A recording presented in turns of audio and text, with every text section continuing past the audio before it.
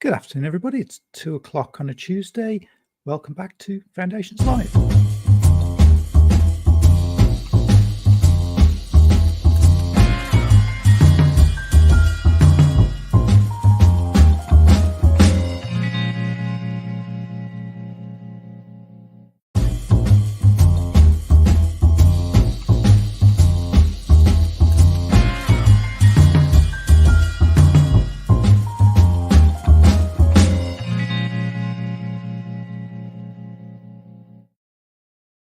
So welcome. I will apologise for my camera first. It's glitching around like crazy this afternoon, but fortunately I'm not saying very much. So I'll go through the intros and then I will take myself away and give my camera with a hammer or something. So welcome. I'm Paul Smith from Foundations. We're the national body for home improvement agencies and disabled facilities grants in England. And we're funded by what was the Department of Levelling Up, Housing and Communities, and is now the Ministry of Housing, Communities and Local Government again. I'll have to update this slide for next year's time. And closed captions, if you want them, are available on LinkedIn, Facebook and YouTube. We're no longer streaming to X or Twitter because you have to pay for that, and I didn't feel like putting any money into Elon Musk's coffers. So if you want the closed captions, they're on LinkedIn, Facebook and YouTube. So welcome to this afternoon's Foundations Live, and this week it's all about health and safety. So I'll introduce Clive Chamberlain in a moment, who's going to talk to us about asbestos and CDM regs. I just wanted to flag first that National Healthy Housing Awards are going to be holding in Manchester in December, and this week is the last week to get your nominations in for a range of categories, including Technical Officer of the Year, OT of the Year, Caseworker of the Year, Home Improvement Agency of the Year, Handy Person Service of the Year, DFG Service of the Year. There's a couple of special categories that be great to get some good entries for. One is around sustainability in home adaptations. So if you're doing anything that's good practice around sustainability, please do put in an entry. And if you're designing good looking adaptations, there's a category for good practice in design. So please do put an entry in. I was sorting out some boxes earlier, and I found a certificate from a Foundations Award I won in 2003, I think it was. So it really makes a difference if you win a Foundations Award. You get to run the company so several years later, I think. So please do get your entries in by Friday, and it'd be good to see you potentially in Manchester in December.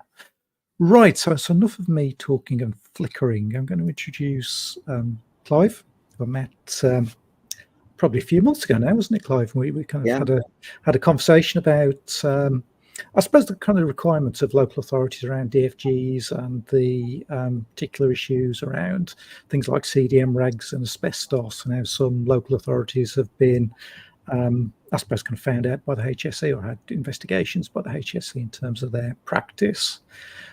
So Clive is going to be, I suppose this is kind of a taster of a much fuller training course that will be available shortly. So I'll hand over to you, Clive, to take us through. And so if nothing else, I could turn my camera off to take us through details of CDM and asbestos. Okay, thanks very much, Paul. That's great. Good afternoon, everybody. My name's Clive Chamberlain. I'm going to spend about an hour or so this afternoon taking you through CDM, asbestos, in relation to Disabled Facilities Grant. Let me just check back with Paul to make sure that presentation is rolling. Is that okay, Paul? Hopefully you can see that. I'm just going to check that that's going up and down. Good. Well, my name's Clive Chamberlain, and I'm a director and founder of M4 Property Solutions Limited. I've been doing this for nearly 15 years, and I have a background in local authorities and housing associations. and formerly as an environmental health officer. And yes, folks, I used to manage DFGs and home improvement grants in a number of cities and towns across the country, going back a while now, but that's my background. I run a company which is a consultancy, and just a little bit of advertising for a moment. We provide a wide range of asbestos, CDM, health and safety, including HHSRS. It's a mouthful, but I'm sure you know what it means, and other safety related training. So introductions over. The purpose of today's short, punchy webinar is to inform you, and I'm fairly sure most of you will know most of the stuff that we're going to talk about this afternoon, but hopefully maybe fill in a few gaps on some very critical issues that we're going to do an overview of. I'd like to examine the duty to comply with these critical elements of health and safety legislation, and to prompt you to perhaps get trained if you don't feel that you've got the right training at the moment within your organisation. Quite simply because it's a legal requirement to do so. Let's reflect, challenge our current practices, and see if we can pull together a list of things that action points that you need to follow up on following today's short session, and hopefully to improve your competence. So that's really the purpose of this afternoon. And I just want to ask you whether you feel as though you are fully competent to operate within your field of work, carrying out the work you do. Competence, of course, is not just about knowledge, it's about skill, training, experience, and above all, knowing your limitations. It's a number of elements, and training, of course, is part of it as well. So let's do a little bit of training, a little bit of talk on these key subjects of asbestos and CDM regulations, or construction design and management regulations. First of all, we're going to spend a bit of time going through asbestos, a much misunderstood subject, and really because it's still very relevant, even though we are now nearly 25 years since it was banned from being used in the UK. It's a very, very widespread material, and we're going to take a look at why there is continuing exposure, and then we're going to examine the duty to manage asbestos in the context of DFGs, and take a very brief look at where we can find asbestos. The simple message will be, it's everywhere. Once we've done that, we're going to move on and we're going to talk about construction design and management regulations, quick history and how it affects your work and your role, particularly if you're managing disabled facilities grants, because disagree with me if you wish, but I'm pretty confident that you will have critical roles to play underneath these regulations. But firstly, before we do all that, let's just get you to think a little bit about what your role is if you are managing DFGs. Some of you may be occupational therapist, or involved in building control, or designing. I don't think we'll have any landlords listening today, but it's possible, and maybe not contractors. And unlikely we'll have clients, the actual disabled people, or the people you're trying to serve. I think most of you will be local authority officers involved in some way or another in the grants process. But if you are, then you have a role to play underneath both the asbestos regs and the CDM regulations.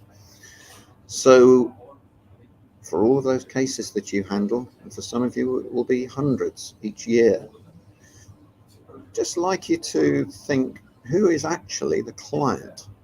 Is it the person who's paying the money for the work to be done, or is it the end user? Who funds the work? If it's a DFG, then it will be a local authority grant in most cases, possibly supported by funding from elsewhere, possibly care and repair or such organisations. Who designs the work? Well, that could be several people, including yourself, the occupational therapist, with input from the end user, and also input quite often from the people who are actually doing the work. They all have roles to play.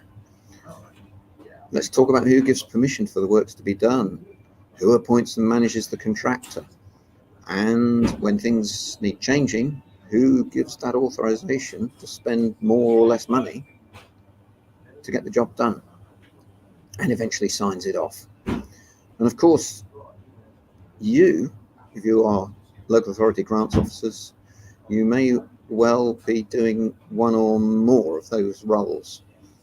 And of course, in doing so, then you play part of the role in making sure that health and safety is complied with.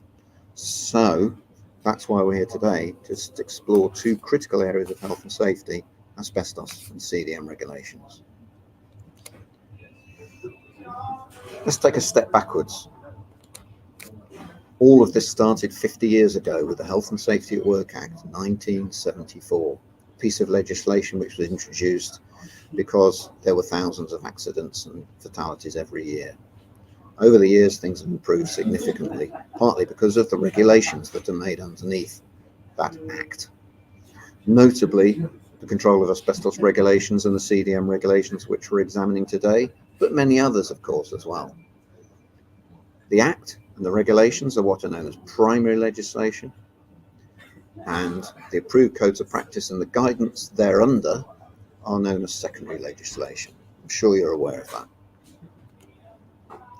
Just a quick advert for the Health and Safety Executives website. I think it's fantastic. It's readily accessible and it's a mine of information. It's up to date, reliable, easily readable, and it's usually mostly in straightforward, easily approachable to understand language. And most of the documents are downloadable free. So if in doubt and you ever need any advice on any of this stuff we're talking about today, go to the HSE's website. So I'm racing through this because we're short of time this afternoon, but let's now move on and talk about asbestos. For most of you, it will mean a dark subject. And for me personally, it's a dark subject. I've had two friends and my father who passed from asbestos. It's not a funny subject, but on the other hand, it's actually a fantastic material. So let's explore asbestos a little bit. It's known as the hidden killer, used for thousands of years around the world, with a significant amount of growth during and after the Industrial Revolution, when steam engines were invented, and of course asbestos was great for keeping the heat in. After the war, the rebuilding program, firstly with the prefabs and then the council houses, hospitals, schools, private properties, and so on and so on. Massive growth in the use of asbestos. And of course the UK, back in the day, was the biggest producer of asbestos-containing materials around the world. So we have now a residual problem in the UK. Of course, it was known as the ultimate resistant material because it is resistant to heat, electricity transmission. It's strong, it's flexible, it's weavable into cloths and yarns, and it's very strong. So it's a fantastic material for humans. The use of asbestos grew and grew and grew up until the mid-60s, and then during the 1970s declined fairly rapidly. So by 1980, the use had significantly declined. However, we still continued for another 20 years and finally stopped using asbestos in November 1999. But of course, because it's such fantastic material, it's still present in 60 to 80% of pre-UK 2000 buildings. Of course, asbestos is okay if it's not disturbed by building or maintenance works. It's often hidden, and as a subject, it's not well understood, generally. Government has particular concerns at the moment about certain poorly managed sectors of society, and a recent campaign has restarted again 15 years after the original Hidden Killer campaign, with the aim of trying to target specific sectors such as the DIY, the hospitality and the retail industry, and private landlords, of course, where asbestos is not managed so well. That's a generalization, but it's been recognized, and so the campaign is trying to target those sectors. The highest risk of exposure, of course, sits amongst tradespeople and their families and those that are working or living around them. And today, the key message around asbestos is not just about asbestos, it's about dust. Construction dust has become a major area of concern and campaign, particularly in the construction industry. So that's just a very brief introduction to the material. let's just take a look at it. It's of course a natural material. Here's a piece of asbestos rock containing fibrous silicate minerals in the form of very, very fine fibers. Most of you will be aware that asbestos comes from the ground. It's a natural material. And here you're looking at what was the famous Jeffrey mine in Thetford regions of Canada, near 17 miles south of Quebec City. And this hole in the ground and another one a couple of miles away was the source of 90% of all the fibre that we used over the years. You're actually looking at my holiday snaps, folks, because I'm the man who takes his family to asbestos mines. It's not funny, it's just interesting. In Italy was, here near Turin, the largest asbestos mine in Western Europe. And just so you're aware, this material has not ceased being used around the world. There is still no worldwide ban in place for this material. It's mined now in many countries, and in fact out of 196 countries when I last checked, only 64 had actually banned the use of this material.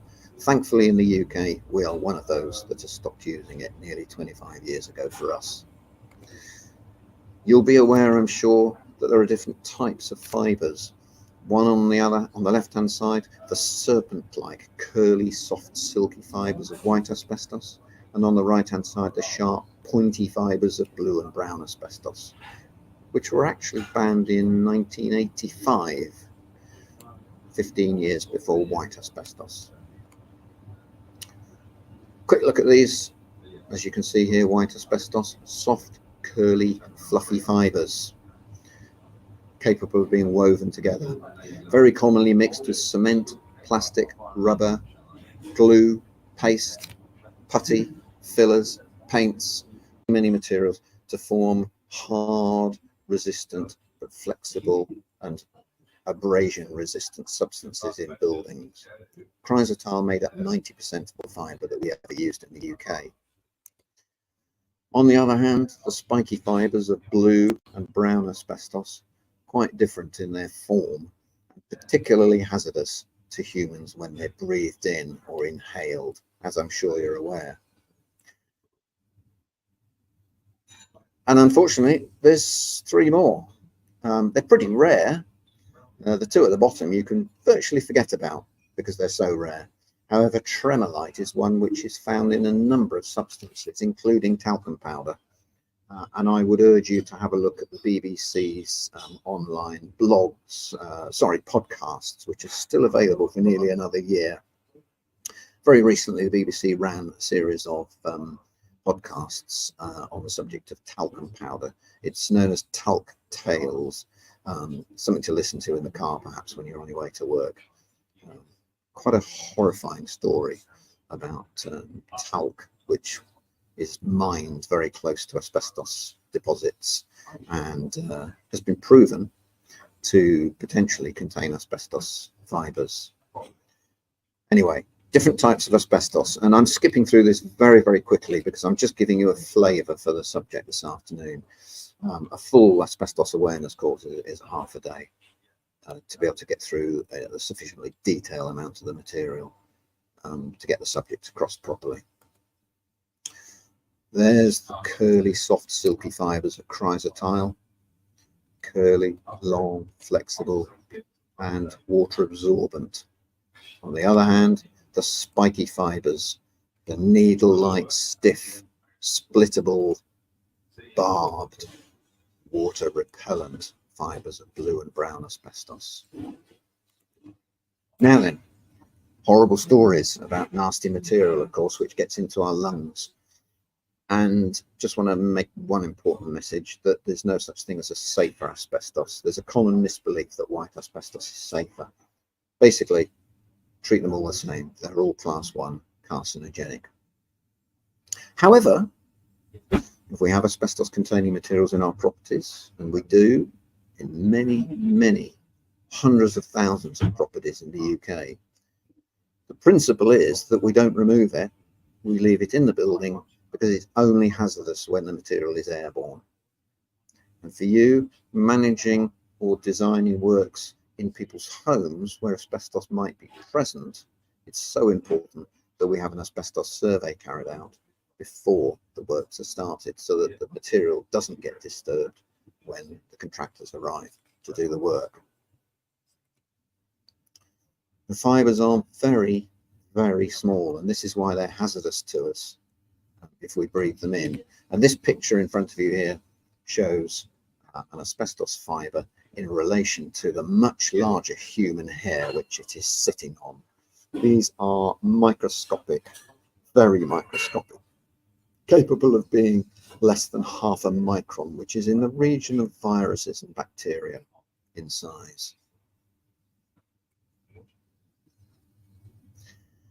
What we're doing this afternoon is I am in a very, very short period of time just skipping through parts of asbestos awareness training. And I just want to make a point that the control of asbestos regulation 10 specifically, places a legal duty upon employers to ensure that their tradespeople particularly are trained in asbestos awareness. This has been in place since 2004, so that's 20 years now. The duty to have asbestos awareness training has been in place. This doesn't just apply to tradespeople in the traditional trades, but also people like perhaps school caretakers, or those carrying out maintenance on lifts, fire alarms, so on and so forth. I regularly teach a group of stairlift installers and people in working for housing associations, perhaps on direct labour force. This is a legal duty to have this training. I expect you're aware of this already. Because asbestos is a killer. In fact, it's Britain's #1 workplace killer. Sadly, over 5,500 people last year died from asbestos across the UK. That's one person every 1.5 hours, roughly. Therefore, it's a serious matter because of its potential for latent exposure. That means you're exposed, and then it can take anything between 10 to 60 or more years before the effects are shown in the person's body, or possibly never. It's a bit of a lottery. Unfortunately, synergistic effects, where people are consuming tobacco, there is a significantly scientifically proven link between asbestos and tobacco consumption. And that effect is potentially up to 50 or more times the normal risk. And it's very important that asbestos awareness training conveys that message to tradespeople in particular. And I've been doing that asbestos awareness training myself for 15 years or more, and I'm still coming across people who have never really touched this subject at all, but they've been working in the trades for years and years and years. So it's a continued importance to get this message out there. Because if you're complacent and ignorant because you don't have the training, then you're at a much higher risk. For you, if you're listening to this afternoon, I rather suspect that your role will be predominantly office-based and therefore very, very low risk indeed, until perhaps you turn up on site to check that the work's been carried out properly, and then you find that you're breathing in some of the dust that the contractors have created. Just to remind you, it was that post-war period when the use of this material really took off, peaking in 1965, finally finishing use of asbestos in the UK in November 1999. But think 2000 because it's much easier. That's only 25 years ago in about 6 weeks' time. If you want to know more about this subject, asbestos, I would suggest that you perhaps go on YouTube and type in "The Evil Dust." It's a very short 6-minute video clip. It's a historic piece of monochrome video which takes you to the factory in Rochdale where asbestos was produced in huge quantities. Gives you an idea of the dust that used to affect people back in the day. let's just turn the story upside down for a moment, because this subject can be a little bit gloom and doom. It really was a fabulous material known as the magic mineral. It's got the most amazing chemical, physical, and thermal resistance. So it doesn't conduct electricity. It's got great mechanical strength. Chemically inert and unaffected by acid, alkali, steam, and pressure. Very, very stable up to huge temperatures. And of course, the fiber can easily be mixed with other materials to make building products. And it's sound resistant. And of course, it came out of the ground, so it's cheap to produce. So for that reason, we produced many rather unusual things. I have an asbestos museum as part of my business, and that includes some of the things that are on the picture in front of you. And also, would you believe it, some cigarettes with asbestos in the filters.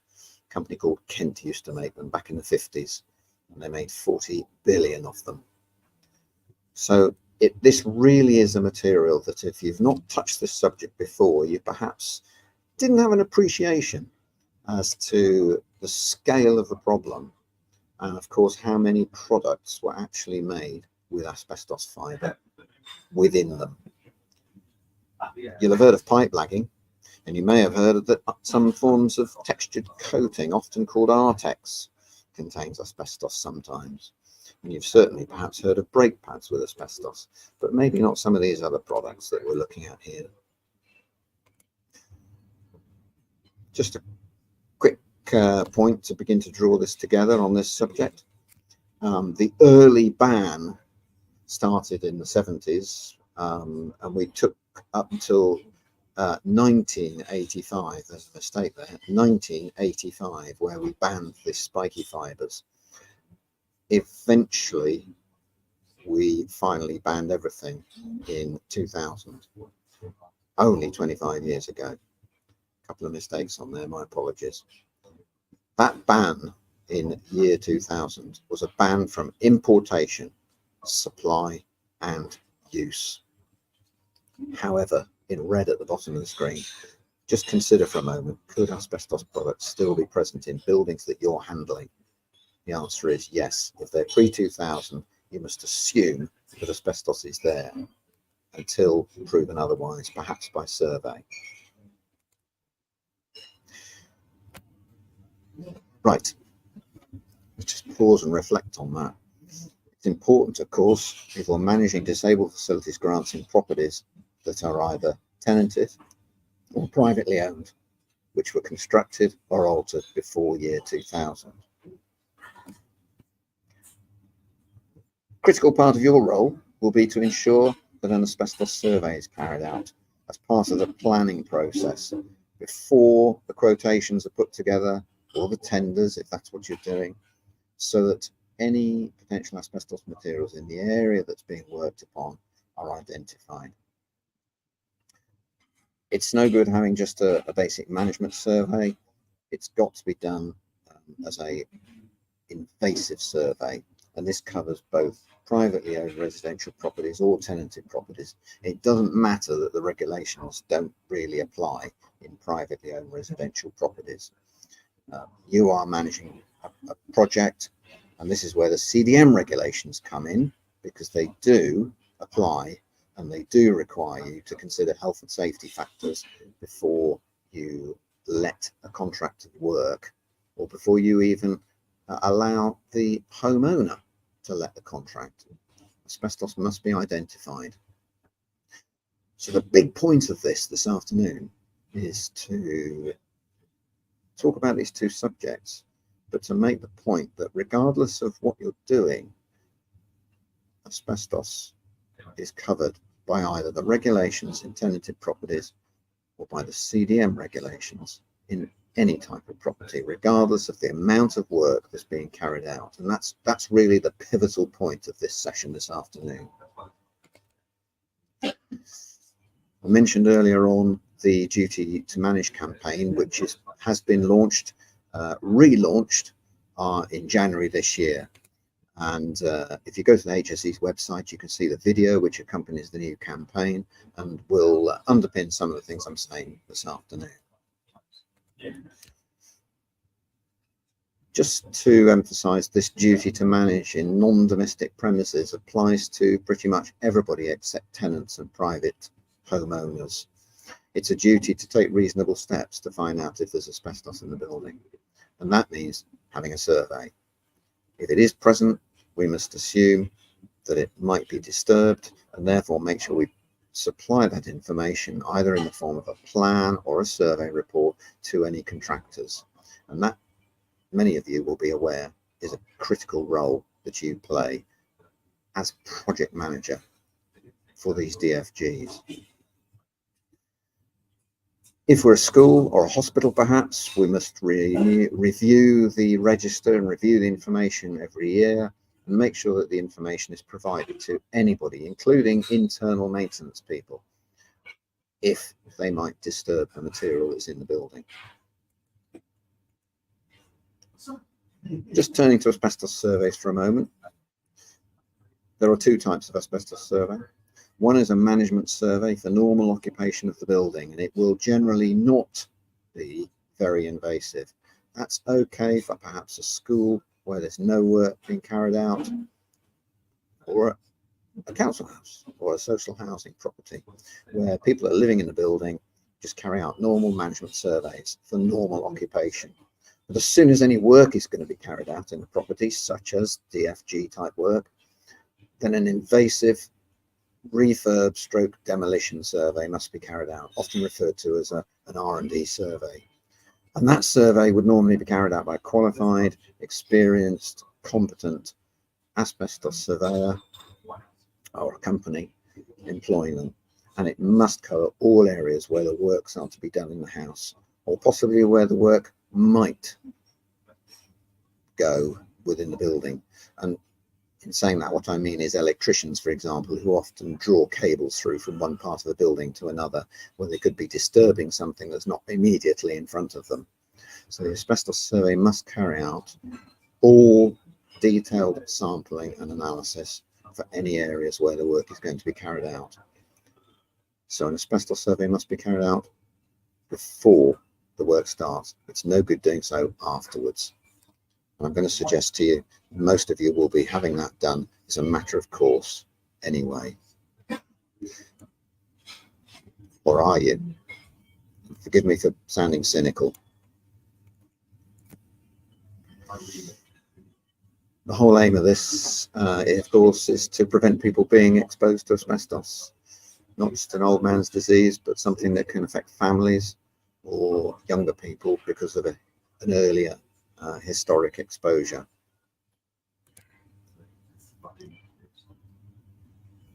Just to re-emphasize, 3,500 to 4,000 products in buildings alone, 20 to 30,000 products altogether. And I'm not going to spend a lot of time this afternoon going through all of the different types of materials because we only have a certain amount of time.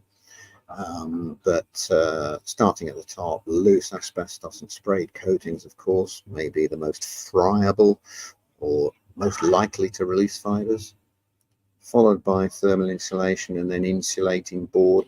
Moving down this list, I'm sure you can understand that the material becomes inherently a little bit safer because the asbestos fibers are encapsulated in an increasingly flexible material. So by the time you get down to the bottom of the list with rubber products, for example, the product itself is very flexible, and in fact it would actually be very hard to release asbestos from it. Most of the products in front of you on the screen in yellow will be found typically in any rented property or home anywhere in the UK that was built before 2000, and quite safe to leave them in there as well, providing they're not going to be disturbed. But if they are going to be disturbed, then removal is necessary before the work starts. So just to draw this together, this picture here is one we can often use in training just to emphasize how widespread asbestos products can be and where you might find them. Ranging from loose fill through sprayed asbestos, pipe lagging, insulating board products, textured coatings, often called Artex, through cement products, and you'll be well aware that there are thousands and thousands of commercial and agricultural buildings still with the old corrugated roofing on them, through to thermoplastic floor tiles, gaskets, bitumen products, and many, many other things. Even window putty and paint and roofing felt, commonly known in the industry to contain asbestos, but not often known amongst the general public. So that just summarizes everything that we're going to say on asbestos this afternoon. And I'm going to just pause because I'm rattling away here very, very fast, and just to invite Paul to come in. If you can, Paul, are you there?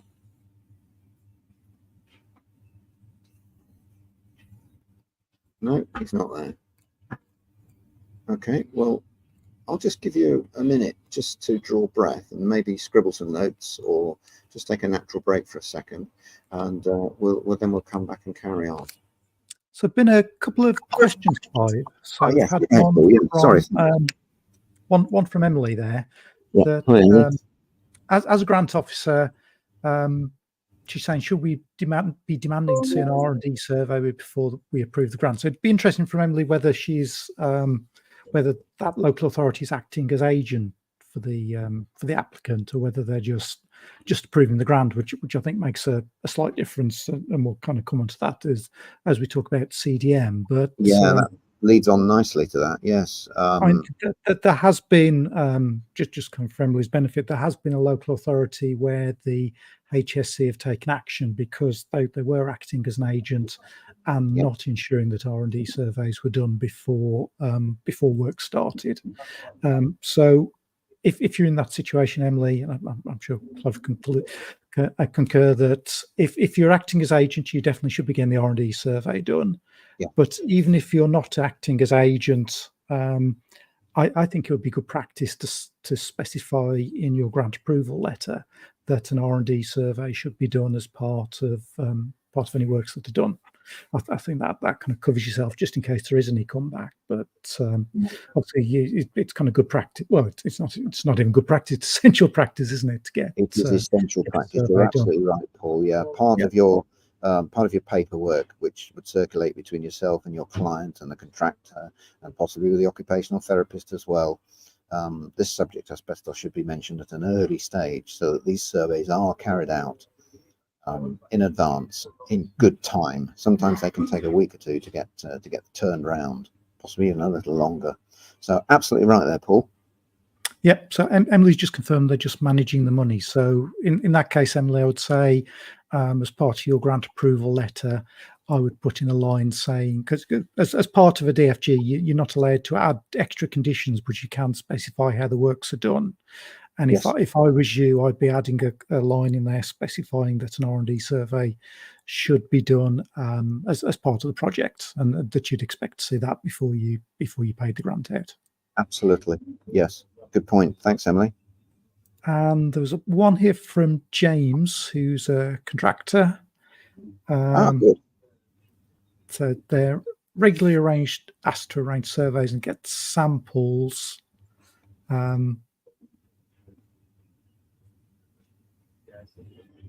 Okay, so yeah, so some local authorities have registers they can refer to, which is good. It's actually very refreshing, Paul, to see that people are well aware of this subject. Yes. So it's anyway, and 25 years after the ban was introduced, without sounding coy about this, you should be aware of this by now. But I'm afraid in my consultant role, I'm coming across many people who aren't aware of their occupation. So Claire's just commented that we're seeing principles of CD and we request. So that's excellent, Claire. That's good. That's good. And so Dean is saying, at what point are we considered as a principal design? So I guess that's second part of the presentation, Clive. Coming up. Yeah. So yes, I suppose if we CDM is obviously the second part of this. So I'll put the slides back on the screen. I think this will answer the question for you, Dean. Well, yeah, and if it doesn't, Dean, then come back to us, because this is literally an overview that we're doing this afternoon. Anyway, let's have a go. Let's take a look at this and see whether this answers your question. So here we go, part 2, construction design and management regulations, otherwise known as CDM. And let's take a look at this in relation to DFGs. My top tip of the afternoon is regulations can be pretty turgid and rather heavy to go through. Have a look at the HSE's legal series guidance, which supports CDM regulations and explains it, puts it all into simple language. The document is known as LS53, legal series number 53, and guess what, folks? It's free to download from the HSE. Just go to their website, type in Managing Health and Safety in Construction or CDM regulations, and I'm sure you'll find it. There it is. It's the guidance. It unpicks the regulations and explains, usually on the left-hand side, nice simple language, talks about what the regulation says, and on the right-hand side explains what this means for you in your various roles. So I think, Dean, that could be a useful thing to have a look at for you, and it's free. I don't know how long these things are going to be free from the HSE, but at the moment, most documents are free to download, or you can pick up a link if you're sharing it with colleagues. So, quick history of CDM regulations. Well, it goes back 30 years, pretty much. It's 34 and a half years. It was in place for a couple of years until it was replaced, and then later on in 2015, which is now 9 years ago, replaced by the latest version, which we're working with, CDM 2015. Critically, it's important to understand that this places legal obligations or duties upon some of you where you're managing DFG works. The regulations, of course, are made under the overarching parent legislation, the Health and Safety at Work Act 1974. So I think it's quite important to understand that they were introduced because there was concern that there was not enough thought going into the management of health and safety when building and maintenance projects were put together. And as a result, designs were not cognizant of the potential to reduce accidents and injuries through the life of the building by thinking more carefully at the outset. So the spirit of the regulations is to think about how we can design out risk, from a very, very early stage, from the stage which the project is conceived. And for a DFG, it applies just the same as building an estate of houses or a factory or an oil installation, you know, from big to small. And the reason is, of course, because construction is one of the most dangerous injuries. Statistics show every year tens of thousands of construction workers are suffering from work-related ill health. The fatal injury rate, though, has fallen massively. Just have a think to yourself, how many people died in a fatal accident in the UK last year? And you might be thinking it's thousands and thousands. Well, actually, we'll have a look on the next slide. No, we won't. We'll have a look on the slide in a minute. Very, very few indeed. But the regulations were introduced primarily to protect the health and safety of those working in construction, design and management and maintenance sectors by requiring communication takes place throughout. And some of the questions that you asked just now were indicating that there is communication going on, whether it be through standard letters, making sure that people understand their role, or through meetings, so on and so forth. The whole point is collaboration and communication through the project from start to finish. So it applies not just to the planning phase, but when the work is delivered and right the way through the life of the building for many, many years until it's demolished. This is how the CDM regulations apply. And that is not well understood. Here's that statistic coming up at the bottom of the page in a yellow star. Only 123 workers were killed in work-related accidents in year 21-22. Last year it went up to 134. And I believe the latest year's statistics, it's come down again a little bit. But we're talking about relatively very small numbers. Too many, of course, but relatively small numbers. When you think about 50 years ago when the Health and Safety at Work Act was introduced, it was thousands. However you choose to look at these key facts, folks, it's demonstrating that we still need to keep working to reduce risks, to reduce accidents and ill health as a result of construction activity. There's the UK. We're pretty good at it. Let's try and be positive in relation to certain other European countries. I'm not quite sure what's been happening in France, but certainly in the UK, we're pretty good at it. So let's be positive. These regulations, the CDM regulations, have changed and developed. We used to have principal designer, planning supervisor, CDM coordinator. Now we've got principal designer on its own. Things have changed, and the emphasis of the regulations has changed. Initially, it only applied to larger scale works, but since 2015, the CDM regulations now very, very firmly sit within the domestic arena. So they do apply to all work. And this is this very important message that I want to try and convey to you. Sorry for being loud and clear about it, but CDM regulations apply to every construction project, even work that you might not consider to be a project, like maintaining a lift or a fire alarm or painting the hallway. It doesn't matter how long or short the duration of the work, the regulations apply, if it is construction or maintenance work, including preparation of a structure, site clearance, groundworks, alteration, fitting out, commissioning, renovation, repair, upkeep,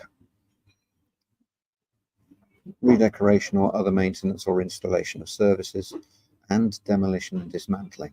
I hope that doesn't come as a surprise to you, but that is not well understood across the construction industry, and it is fair to say that CDM does not receive the attention that it should have in a large number of situations.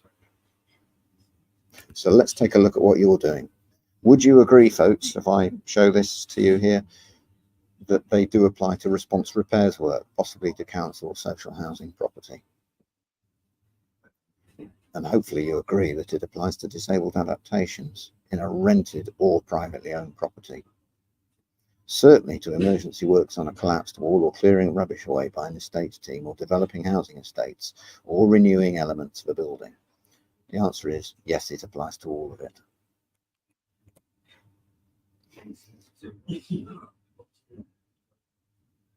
Although CDM duties under the early regulations apply to every project, some smaller projects were exempt. This is no longer the case. Hopefully I've made the point. And construction work is very widely defined. I'm just flashing these up to you so that you can begin to get a feel for the scale of scope of the CDM regulations. It's very, very wide indeed. So under 2015, a lot more smaller works taking place now require the full CDM procedure to be followed. Construction work has got that very broad definition. Now, you might be thinking to yourself, some of this work I've heard is what we call notifiable, and some isn't. Well, notifying a construction process is something that for the majority of DFG works, I'm going to suggest notification is not required. And let's just be clear, that was a notification form, by the way, for a property, doesn't matter where it is. If your project has more than 20 workers at any one time and the project exceeds 30 working days, it's notifiable.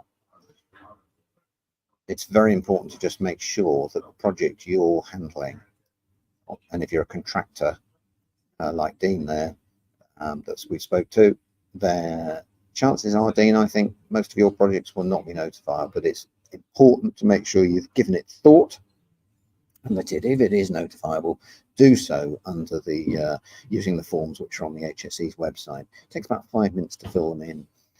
You've done your notification and you've complied with the rules. You've stuck your head above the parapet, so to speak. don't be shy to do so. I act as principal supervisor on many projects for my clients, and you're much better off putting a notification in, perhaps when you're a little bit on the edge, maybe on the borderline, than if you don't, then you should be doing so. Just make sure you do notify. Don't be shy about it. I don't think most DFGs probably would require notification. There's the form. It's a 3 or 4 page section. This is one I did for Madame Tussauds a few years ago, and I received a notification. Thank you very much for submitting your notification. You've done your job, and that was the last I heard of it. The HSE did not make any visit to me at all. But even if it's not notification, not notifiable, that does not mean that the regulations don't apply, because they will still do so. So I'm just going to ask you to just pause and maybe think to yourself, are we applying the CDM regulations here on our projects? And what is our role, either as an agent, as a local authority or a housing association? Or what is my role as a contractor if I'm listening to this? Maybe you're a resident and you are having all of this done for you, gaily relying upon the support and advice of professionals. To what extent are they complying with the regulations, and do you indeed, as a customer or a client, have a duty underneath the regulations? Well, let's explore this. Those of you listening today could be any one or possibly several of these people here. There are 5 key duty holders covered under CDM 2015. Client, principal designer, principal contractor, and then possibly subcontractors and designers. So let's just explore this a little bit. Who is the client for a DFG? Where the property is privately owned, the client most of the time will be the person in receipt of the grant, in receipt of the works, who is usually the disabled person or the person they're living with if it's a young person. But if it's a housing association and it's their tenant who is receiving the grant as a DFG, is the housing association, as the owner of the property, taking a client's role because they will inevitably be giving permission for the work to go ahead? I think you can see this can become potentially a little bit convoluted, and it's very, very important that if you're managing a DFG, that you've thought through this process and made sure that each individual, whether it's the client or the contractor or the designer, understands their role. And that is all set out in that health and safety guidance note, which I referred to a few minutes ago. Working as a designer for a domestic client is no different from working for a commercial client. But the client does have duties underneath the regulations to make sure that the designer and the contractor are working together. So who is the client for you if you're having your home extended? It will be you if you own the home.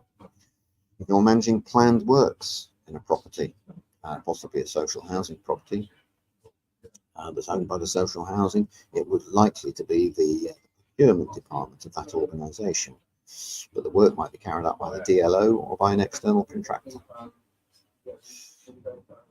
If it's a DFG grant in a rented property, the landlord will possibly have a client role to play.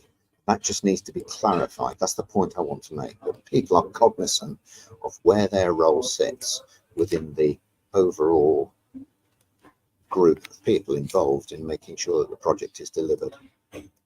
And I think that as an agency, you have a role to play in making sure that that decision is clarified and communicated to all those involved.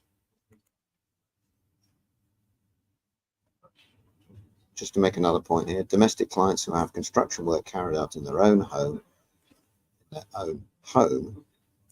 the client duties would normally be transferred to the contractor for single contractor projects, because let's face it, the majority of private homeowners, Joe Bloggs in the street, does not understand the CDM regulations, so it's normally the contractor who would pick up those roles. Let's take a look at the designer. The designer is the person who's writing the specification of works. That often will include several people, including possibly the occupational therapist who's providing professional advice on the needs of the client on a DFG, but it might also be the local authority or the landlord who is having an input into the work that's going to be carried out in their property. And dare I suggest it might also be the private landlord if the work's been carried out to their property as well. They may have a design input.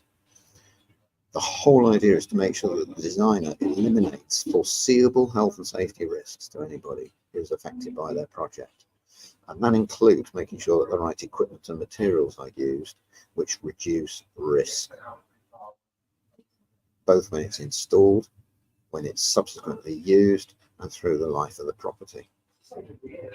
So the designer's role is to take steps to reduce or control the risks that cannot be eliminated otherwise, and to make sure that design information is provided to the principal designer or the project manager if one is appointed,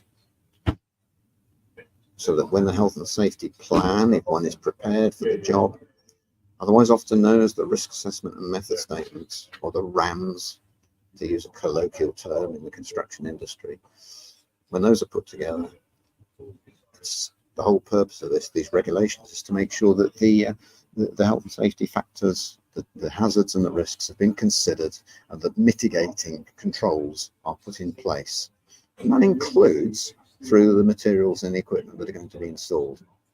Hopefully this is making sense. We are skipping through this very, very fast. On an online presentation like this, it's very difficult to get feedback and get a dialogue going. And when we run a full course on this, this can be either a half day as an introduction or a full day. And we would look at case studies and get some proper dialogue going on this. So it's very difficult to communicate this in a very short period of time. But the designer has a role to cooperate and communicate and coordinate with others involved in the project. That's a repeat of what we just said, but in blue on the lower part of the screen, for a disabled facilities grant, the OT does have a design role, and I think so does the council or the landlord. Right.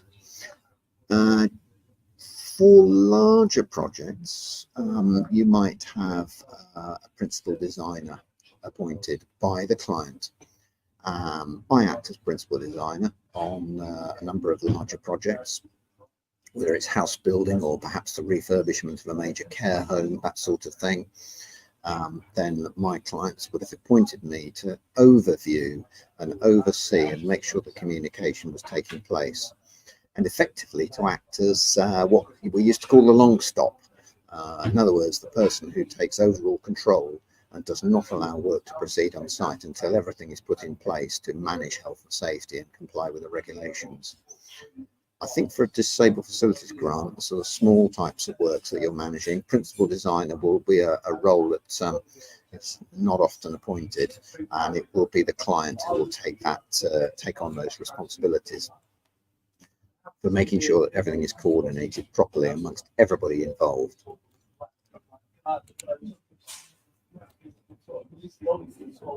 The principal designer's role is to make sure that everything is accounted for before construction work has started, and to make sure that the client is advised and supported and given information and guided through the process to eliminate risk. So the principal designer is appointed by the client to plan, manage, coordinate and run health and safety for the construction phase of the project by making sure that the team have identified, eliminated or controlled foreseeable risks. Just a nod here as we begin to pull all this together, folks, to the Building Safety Act, and also to the well-known knock-on and very positive effects of the very sad Grenfell Tower and similar incidents that have taken place. The Building Safety Act is now in place, and PAS 8671 applies also to the role of the principal designer.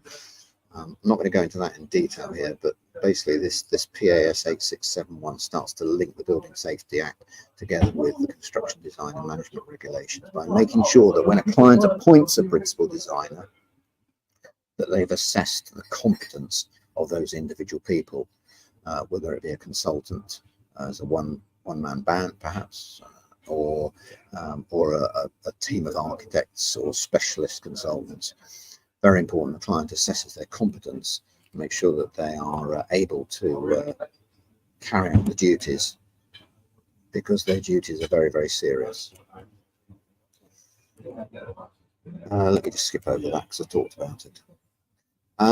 Let's talk about the principal contractor here, and this is where Dean will come in. He's going to hopefully get interested in this. The principal contractor is the contractor in overall control of the construction phase on the project. He or she might use subcontractors, or possibly even subcontractors for whom they are responsible. When I used to run grants many years ago, I have to be honest, it wasn't entirely clear to me, these relationships, and sometimes they could become rather foggy, and the council's officer or the local authority or housing association's officer who's administering the grant often used to get embroiled in decision making and complex processes to deal with unforeseen circumstances, particularly where money was involved and where additional works were required or alterations to a project. I think this is where CDM comes in, because it helps to clarify the key roles of those involved. So I think CDM should be followed very, very rigidly, really, and it should be seen as a positive piece of regulation to provide clarity and ensure that health and safety is managed properly as a project is delivered. The principal contractor is the person who's being paid by the client, supported by either the local authority or the grant provider. The principal contractor will always look to the client for decision making, although the client is usually somebody who is a layperson who often doesn't understand construction work, and who will therefore refer perhaps to the local authority or others for support and advice. So it can be highly complex, as I'm sure you're all very well aware. So, to pull all this together, I think the majority of you will be thinking, yeah, we're aware of these things, the asbestos issues, and we're aware of CDM regulations, and we have processes well tuned and in place and operating smoothly to ensure that we're applying the regulations and complying with our own legal obligations. For whether it's a DFG or any of these other things that are on the screen. Others of you perhaps thinking, well, it's not entirely clear to me, and what we've looked at this afternoon is something which sort of tempted us to get some proper training in place. Excuse me. That's available. It's not an advert from me necessarily. If you do feel you need to get trained, then go ahead and do so, because it can be complex. Good training will carry case studies and allow for proper engagement and discussion of what can be sometimes quite complex issues. So, to round this up, there are many aspects of health and safety which we call compliance. We've only just talked about asbestos and CDM regulations this afternoon. There's also things like the electricity at work regulations, the control of substances hazardous to health regulations, working at height, manual handling. It goes on and on and on and on and on, and all usually relevant to the delivery of work, whether it's large or small.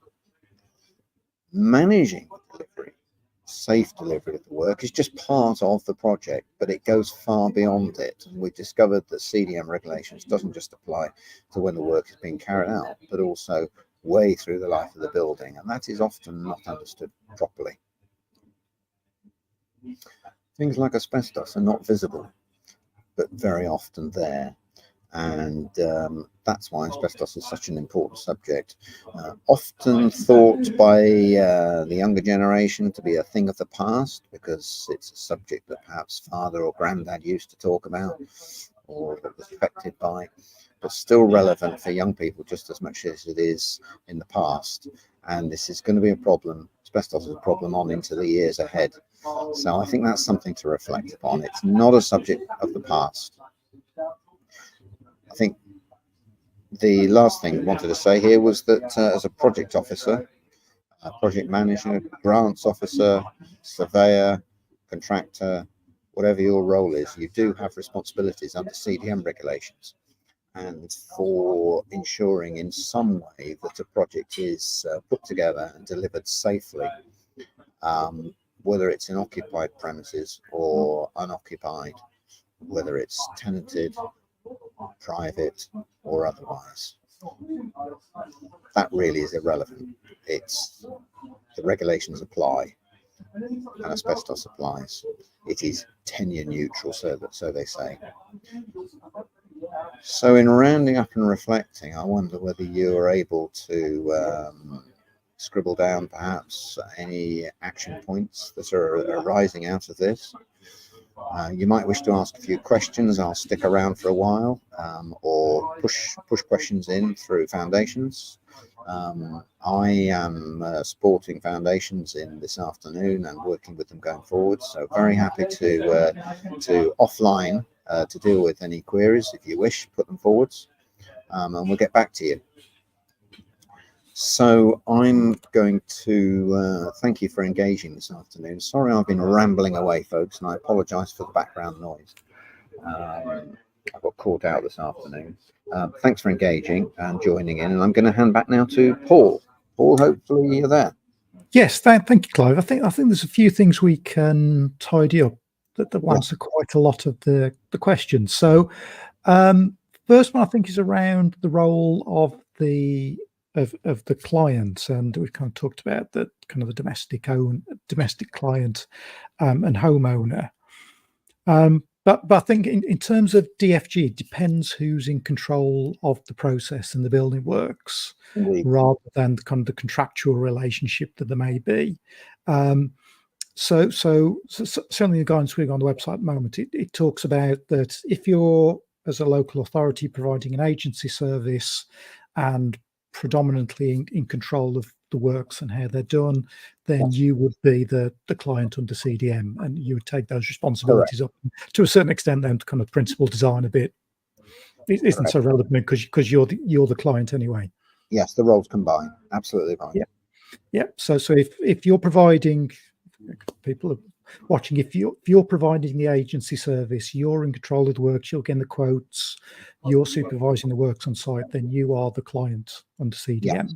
As we used to, I don't know whether care and repair still exists, but they certainly did back in my day. Yes, and they were or equivalent organisations.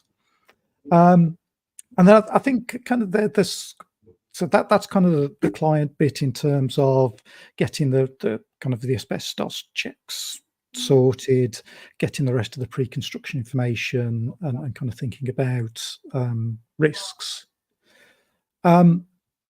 So could you speak to us a little bit about the role of the kind of anybody who's doing design? Because I think probably almost everybody who's involved in this process has a role in terms of design, and something about kind of the proportionality of CDM as it applies to the design of any particular construction work.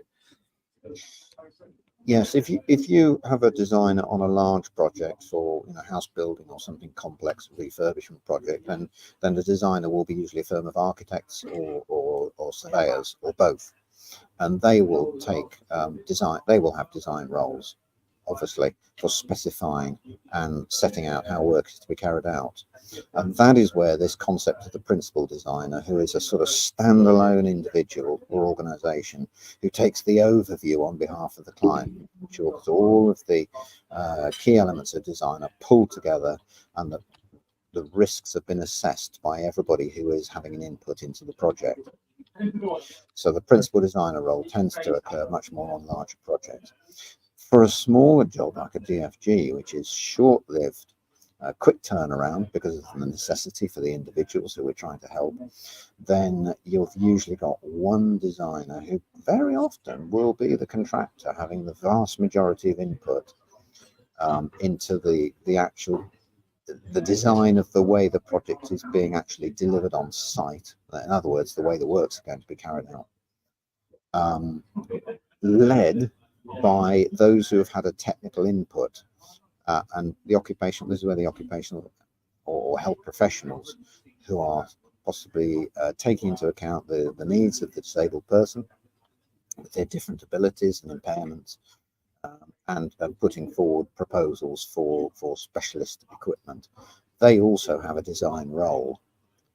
So I think you can see there's a situation with DFGs that very often there are more than one designer involved, and that's where the agency that we've spoken about, the agency role, begins to take on the role of principal designer by making sure that in designing the job, the materials, the specification, and the actual delivery, that the relevant risks have been considered and the risks designed out as best as possible before the final specification is agreed and signed off to go on site. Does that make sense, Paul? Yes, I think so. I think for those of people who are watching, I've put a link in the chat. There is a DFG specific guide around the CDM regs on our website that, if you haven't looked before, is well worth a read. And there's so many comments, I'm trying to keep up with them. So somebody's asked about a kind of construction phase information pack, and the guide includes one of those that you can use for DFG cases. Yeah. But I think kind of in terms of I think people sometimes get scared of CDM and being the designer under CDM, but it's I suppose at its essence, it's about considering the risks, isn't it? Both in terms of how the builder goes about the building, but also about the kind of risks in the future for cleaning and maintaining the adaptation after it's done. So it's not. I don't think it's a particularly onerous duty. It's just kind of being cognizant of the risks, isn't it? No, I guess my message is don't be shy of CDM regulations. They're regulations that are not widely understood. They've got some complex sounding roles, but actually when you break it apart and unpack it, and today is all about just giving you an overview. But if you get the right training in place and unpack it, then actually it becomes crystal clear very, very quickly. And a training company who would provide this to you should bespoke the training to make it relevant to what you're doing. There's no point in talking about house building projects if you're not doing it. A training session should be bespoke and targeted so that you actually spend the day or the half day, whatever it is, unpacking and understanding very, very clearly, and actually developing your own procedures as part of a training session. Yes, read the guidance. Don't be shy of the regulations. And ask questions, seek support. Yeah, and kind of Matt put a comment here that it's their belief that client responsibilities are taken on by the council. Yes, that's correct, Matt. Sometimes by default, and sometimes through the fact that they're appointed as an agent. So Sue's asked, I'll try and whittle through a few of these. I know we've only got 5 or so minutes left, but the OT, the LA design in the room are designers. There's a single contractor. They become the principal contractor who sorts out the regs through CDM. This is right. Who supplies the risk assessment and method statements? I think that is to the authority.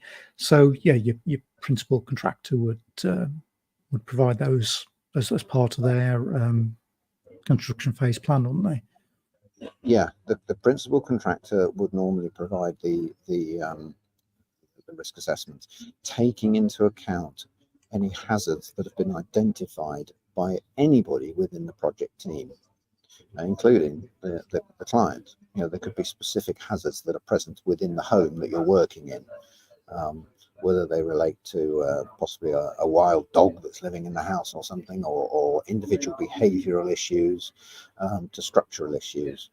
And I think, risk assessment is not a widely understood subject either. So part of this is all about understanding and assessing risks correctly and putting in place controls which are reasonable and practical. It's not always possible to eliminate all risks. Sometimes quite acceptable to have a residual risk which everybody's aware of.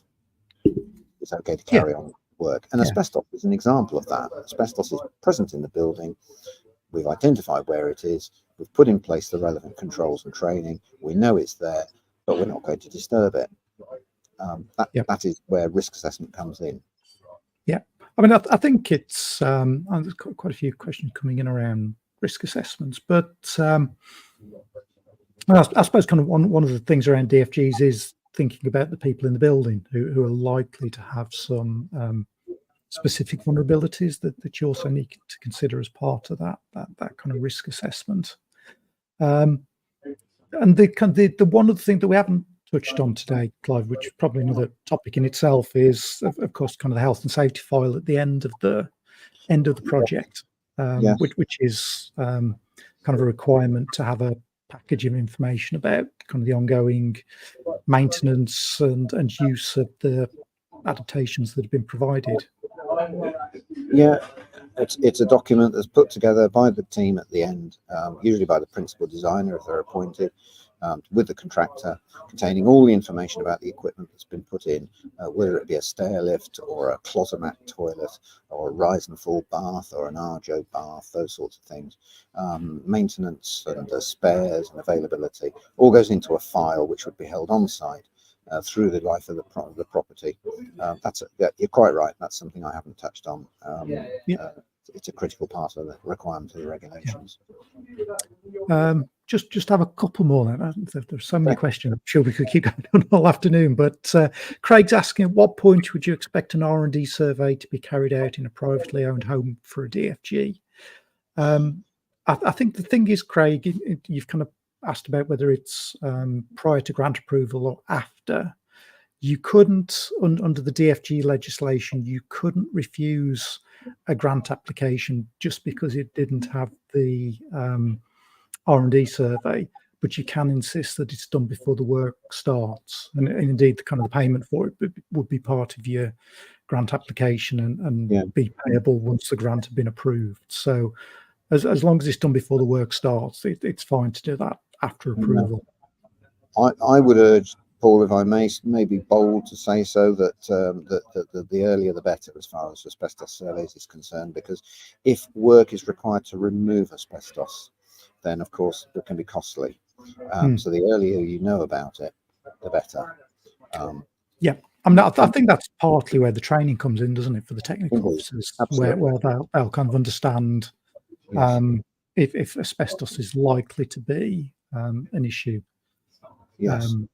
Rather than becoming a surprise when you do the R&D. And the training session on that will unpack that subject and talk about removal and managing contractors and so on and so forth. Right, let's just see if I can find one final question to wrap up the afternoon. There's quite a lot of it, but let's. I think here's a good one to if I can find it again. So, is installing a stair lift considered construction? Yes, it's construction and maintenance. So, it's very much covered by the works because it's going to involve drilling and fixing, even if it's only into the string of the stair treads, possibly putting handrails up, possibly drilling into concrete, and certainly it's going to involve electrical work. So it absolutely does fall within CDM regulations. There's no doubt whatsoever. Great. Sorry. but I think that's the thing, isn't it? It kind of applies to pretty much everything, but it's not necessarily that onerous to comply with. Don't be shy of it. I think that's one of the messages I should have put up on a screen, really. Get the training. Yeah. I keep freezing as well as glitchy now, but yeah, I think kind of the message to take away is that it's something you definitely need to know about. It's something that definitely applies, but it's not all that dangerous. It's not all that difficult or onerous to include within your processes and procedures. But if you're not taking it into account with the work that you're doing, then if something goes wrong, I suppose that these are probably relatively low risk projects, but if something does go wrong, then you're not going to really have a defense if you haven't taken into account or understood CDM regs. So it's both covering your own back from that perspective, and it's making sure that somebody doesn't get, or trying to minimize as much as possible that somebody doesn't get injured or killed as part of one of these projects. And that's why it's called compliance. Yeah, absolutely. So as I mentioned at the start, Clive is available to run training courses. So we'll be sharing the details of those fairly shortly. If you're kind of interested in those, because it'd be good to kind of gauge demand and whereabouts in the country you are, because as Clive says, he much prefers to do these in person rather than over Zoom or over Teams. So please do get in touch at our email address, info@foundations.uk.com, if you're interested, and we can build up a waiting list and see whereabouts in the country the demand is. In the meantime, I've put in the chat a link to our guide to CDM for DFGs, which covers a lot of the questions that have been asked today, and it is there to kind of support and help you in your practice. Includes a template for the pre-construction information and the construction phase plan, actually. So all that's in there. We also have a free works contract, which you can use for arranging the works between the client and the contractor, with yourself as contract administrator. And again, that's free for you to use as well. So I'll just post in the chat. I haven't got my producer with me today to post these for me, but there you go. If you email us at info@foundations.uk.com, we'll collate those and liaise with Clive to get training sessions hosted somewhere near you. Rachel's just said she's happy to host a course in Bedfordshire, so I don't think that's a million miles away, is it, Clive? So maybe we can have the first one in Bedfordshire. Yeah, we can come and talk to you very happily anywhere in the country. Great, thank you. So hopefully that's been useful for everybody. Kind of put it on, because I think there is a lot of confusion around how CDM operates. Hopefully today has demystified a little bit of that for you. You now know that there is a kind of full day's training course available if you want it. You also hopefully know that you have duties probably as a client, and certainly as a designer, and that it has to be proportional. So it's not going to be particularly onerous for you, but it's something that you do have to be aware of. So thank you very much to Clive for joining us today, and hopefully quite a lot of you will be taking up the offer of training as well, because I think it's really important that that this is done properly. So hopefully that will be helpful for you all. So thank you very much, Clive. Yeah, my pleasure. Thank you all for hopefully lots of people will be trained over the coming months. So just before we wrap up for today, just to remind you that nominations do close on Friday for the 2024 National Healthy Housing Awards. If you're a technical officer who knew all about CDM regulations and nothing's new today, then maybe you want to be nominated as Technical Officer of the Year. That would be fantastic too. So what have we got coming up? We're in the middle of road shows at the moment. So we're in Liverpool tomorrow. We're in Southampton and London as well. So if you have, I think there's a couple of tickets left in a couple of places. I do talk about CDM regs as part of the roadshow as well. So please do come along to those. The National Healthy Housing Awards, I say, are in December, and we've got some more foundations live coming in October and November. We've got just putting together the agendas at the moment, so details of those will be coming very soon. Feedback, you'll get an email with this link in, but it's basically foundations.uk.com/webinar feedback, where you can give you feedback on today. And if you need one, you can get a CPD certificate for the day. CIOB recently asked me to give my CPD records in, and fortunately for hosting these, I get extra points as well as just attending them. So, but if you're just attending them and you want your CPD certificate, then that's available to you there. So thank you all for joining us today. Hope you found that useful and interesting, and we'll see you again soon.